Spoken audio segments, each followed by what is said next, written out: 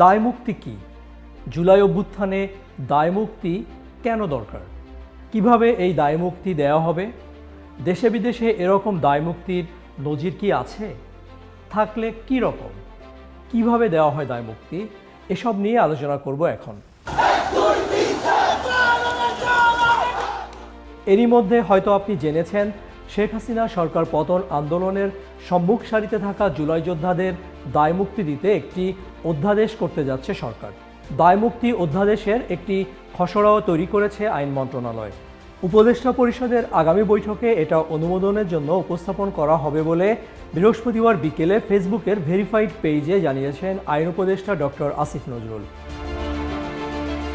জুলাই যোদ্ধাদের দায়মুক্তি শিরোনামে পোস্টে আসিফ নজরুল লেখেন, জুলাই যোদ্ধারা জীবন বাজি রেখে দেশকে ফ্যাসিস্ট শাসন থেকে মুক্ত করেছিল।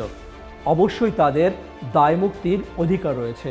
জুলাই গণ অভ্যুত্থানকালে ফ্যাসিস্ট শেখ হাসিনার খুনিদের বিরুদ্ধে তারা যে প্রতিরোধমূলক কার্যক্রম করেছিল, সেজন্য তাদের দায়মুক্তি দিয়ে আইন প্রণয়নের প্রয়োজনও রয়েছে।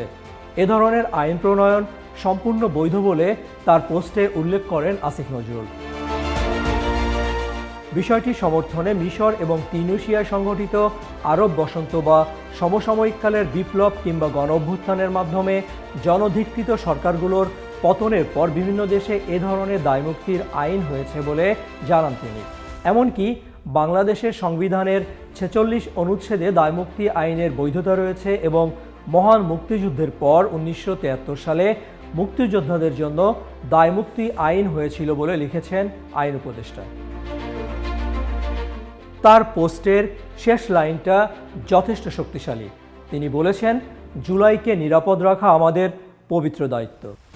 এই অধ্যাদেশ উদ্যোগের আগে অবশ্য জুলাই বিপ্লবীদের বিরুদ্ধে মামলা ও গ্রেপ্তার না করতে 2024 সালের 14 অক্টোবর একটি বিবৃতি দিয়েছিল স্বরাষ্ট্র মন্ত্রণালয়। তখন বলা হয়েছিল, গণ অভ্যুত্থানকে সফল করতে যেসব ছাত্র জনতা সক্রিয়ভাবে আন্দোলনের মাঠে থেকে এর পক্ষে কাজ করেছেন, তাদের বিরুদ্ধে 2024 সালের 15 জুলাই থেকে 8 আগস্ট পর্যন্ত সংঘটিত গণ অভ্যুত্থান সংশ্লিষ্ট ঘটনার জন্য কোনো মামলা, গ্রেপ্তার বা হয়রানি করা যাবে না।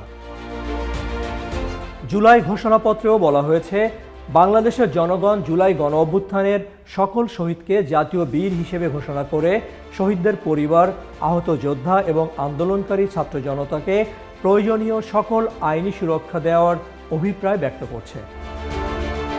জানুয়ারির প্রথম সপ্তাহে বৈষম্য বিরোধী ছাত্র আন্দোলনের উত্থাপিত 3 দফা দাবির অন্যতম ছিল জুলাই গণ অভ্যুত্থানে অংশ নেওয়া ছাত্র শ্রমিক জনতাকে 2024 সালের 1 জুলাই থেকে 8 আগস্ট পর্যন্ত পরিচালিত সব কর্মকাণ্ডের জন্য দায়মুক্তি দিয়ে 24 ঘন্টার মধ্যে অধ্যাদেশ জারি করতে হবে। এই প্রেক্ষাপটে বিষয়টিকে গুরুত্ব দিয়ে 5 জানুয়ারি সোমবার আইন শৃঙ্খলা সংক্রান্ত উপদেষ্টা কমিটির বৈঠকে জুলাই যোদ্ধাদের দায়মুক্তি ও আইনি সুরক্ষা দিতে অধ্যাদেশ করার উদ্যোগ নেওয়ার সিদ্ধান্ত হয়। এজন্য অধ্যাদেশের খসড়া তৈরি করতে আইন মন্ত্রণালয়কে অনুরোধ করা হয় ওই বৈঠকে। স্বরাষ্ট্র মন্ত্রণালয়ে অনুষ্ঠিত বৈঠকে স্বরাষ্ট্র উপদেষ্টা অবসরপ্রাপ্ত লেফটেন্যান্ট জেনারেল জাহাঙ্গীর আলম চৌধুরী সভাপতিত্ব করেন।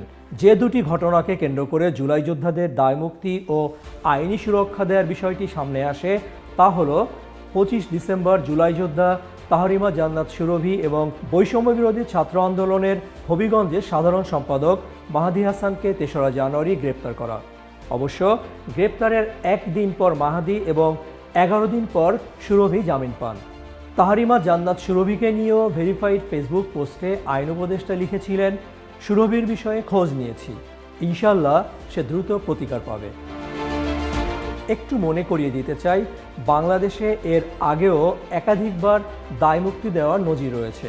স্বাধীনতার পর প্রথমবারের মতো দায়মুক্তি দেওয়ার বিধানটি করা হয় মহান মুক্তিযুদ্ধে অংশগ্রহণকারী মুক্তিযোদ্ধাদের আইনি সুরক্ষা দিতে।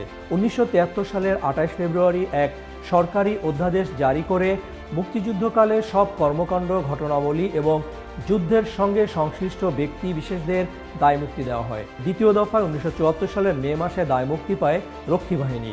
1975 সালের 15 আগস্ট বঙ্গবন্ধু শেখ মুজিবুর রহমান সপরিবারে খুন হওয়ার পর রাষ্ট্রপতি খন্দকার মুশতাক আহমেদ 1975 সালের 26 সেপ্টেম্বর তৃতীয়বারের মতো দায়মুক্তি অধ্যাদেশ জারি করেন।